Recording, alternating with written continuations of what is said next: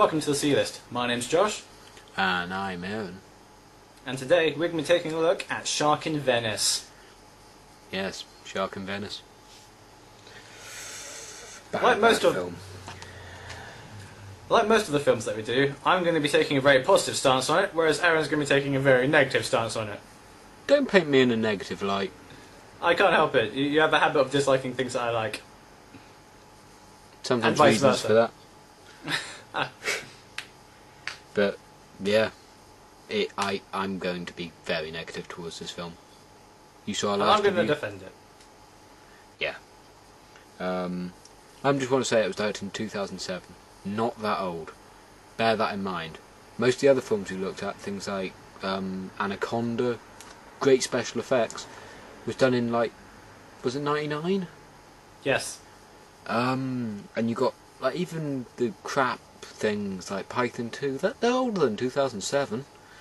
But this monstrosity of a film, 2007.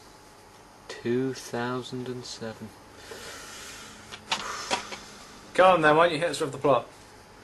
Right, essentially, you have Stephen Baldwin, whose father is hunting for some crashed ship underneath Venice when he gets eaten by a shark.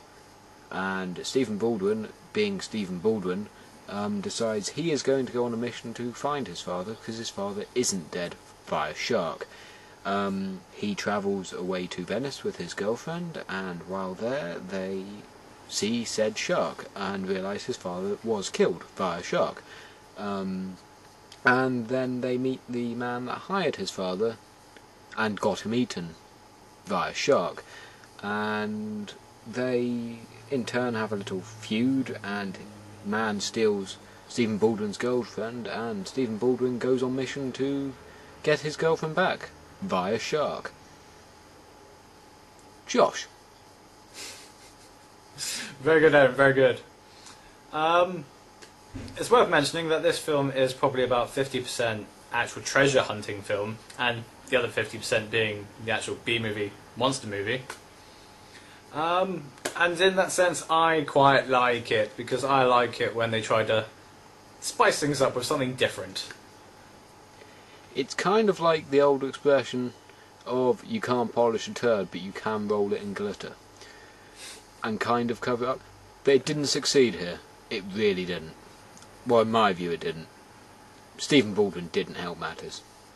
Okay, it's worth mentioning, Stephen Baldwin is a terrible, terrible actor. If you ever saw Snake King, or Snake Man, as the fake UK title is, you can probably notice that this guy is a pretty terrible actor. But is he necessarily worse than, say, other people? Like the entire cast of Python 2, Yes. the entire cast of Snakes on a Train. Yes. That little girl's acting was amazing. The little girl that got eaten by a python for like 5 minutes. Yes. But Stephen Baldwin, throughout this film, he has a look on his face like he knows he is nowhere near as good as his brothers, Adam and Billy, and he knows this, yet he can't quite accept it. So throughout the film he looks sad and distraught, and actually no he doesn't, he just can't act. He just has the same face throughout. I honestly don't mind him though, it has to be said. For B-movies, which are meant to be just fun and silly, I think his gravel expression actually quite fits the fact that they need someone to be this uber serious it's basically like Ray Stevenson in Punisher Warzone. The fact that he is so baritone and serious when you then got Jigsaw being a completely theatrical, cartoony pantomime villain. It's a nice little... He can act. Ray Stevenson Yes, Ray can Stevenson. act. He is an amazing actor. Stephen Baldwin cannot act. Big difference there. No acting involved. His girlfriend was better. Vanessa Johansson, who I'm not sure if she's related to Scarlett Johansson. She might be. I will admit that she was good, and I did like the bad guy. The bad guy was awesome. His hair, his beard, instantly made you knew he was the bad man. It's like proper 80s film, where like the bad guy always has like a beard, or something like that. When you have to look like Hans Gruber from Die Hard 1. Yeah. I want to mention the music in the film. I actually quite like the music, but not with the film. The music sounds much like some epic historical score. Think something along the lines of Lord of the Rings, just done on the cheap. Going with this film doesn't make sense. The opening is shots of Venice, and it feels like some historical epic. You gotta see battles and crusaders and knights, and you do see that later on, but it's not what you really think. I thought it was going to be a travelogue, kinda, with bad music. It is worth mentioning that there are an awful lots of shots of Venice. Stock footage.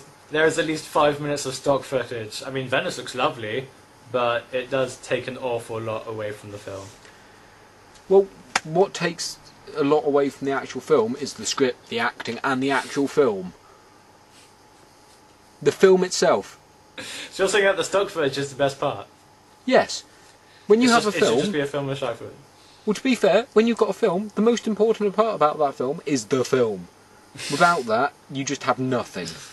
It's like me saying, I've made the best film in the world, but I'm not going to show it to you because I haven't filmed it. Not yet, yeah. No, which doesn't make... Which I could say, it's the best thing ever. Or I could film the worst thing, like this film, and just push it out and say, yeah, I've used stock footage, I've made this good film. But it's not a good film, it's a bad film. Oh, another thing that's worth mentioning is that the film is called Shark in Venice, not Sharks. And there is only one shark at the beginning. There's more towards the end. Yeah, they bring in like 2 more sharks towards the end, but throughout the rest of the film, the main story point relies on there being one shark. And the film, I mean, it says on the disc shark, and on the cover shark, so it's not sharks, as I keep on seeing online, because the internet is stupid. Yes. Oh yeah, I kind of want to mention that we did an earlier review on a film called Komodo, and during this Josh fell asleep. He didn't see the end. he literally missed half that film. I got to the half-hour point in this film and was hating it so much. I do what I never do. I ended up watching it at double speed. Made it more humorous. I could hear them talking in high-pitched chipmunk voices. That's always funny. That would make any film better. But yeah, you shouldn't have to do that with a film. And this is the only one of these films I've actually had to do it with. It's the only film I've not sat all the way through. Well, I kind of have sat all the way through it. But there were 20 minutes of it I watched in 10 minutes. And say what you will about that, but I feel better because of it. It was a very, very bad film. Is there anything else you got, Aaron, or...? Yeah, yeah. There's a bit in it at the 52-minute mark where someone runs where he's being chased. Baldwin's being chased by some criminals down the street, and he just runs through a pile of boxes that are all empty in slow motion, and that sums up the whole film. How cheap it is and how rubbish it is. It's trying to do slow motion. It's trying to do action and just fails miserably. It's also worth noting that there may or may not be footage to go along with this review, but we'll see. It depends about the film companies and all that jazz. Good old Lionsgate. Thanks, Lionsgate. Yeah, I don't really have much else other than the fact that I think this film's utter shit. It goes down with the lowest. It's possibly worse than Burning Bright in my view. I watched all of Burning Bright in normal speed, hated it, but I hated this a lot more. I would, if I rated it out of 10, 2 out of 10. That's me. Josh? Well, just like with Burning Bright, I'm going to end up recommending this film. I thought it was fun. The CGI is rubbish, but you expect it to be. The acting is rubbish, but you expect it to be. The storyline, at least they tried to do something different, and Venice looks nice. So what stuff they did film in Venice, it does look nice. I just think this is a fun film. I mean, it's cheap. I picked it up for 1p on Amazon. And to be totally honest, if you don't want to spend a whole bunch of money, spend 1p, get this film. And it's entertaining for an hour and a half. Unless your name is Aaron. Yeah. So we'll settle to disagree on this one, as with most of our reviews. And yeah, tune in for the next one, which again we'll probably disagree on. As always, good night. Bye bye.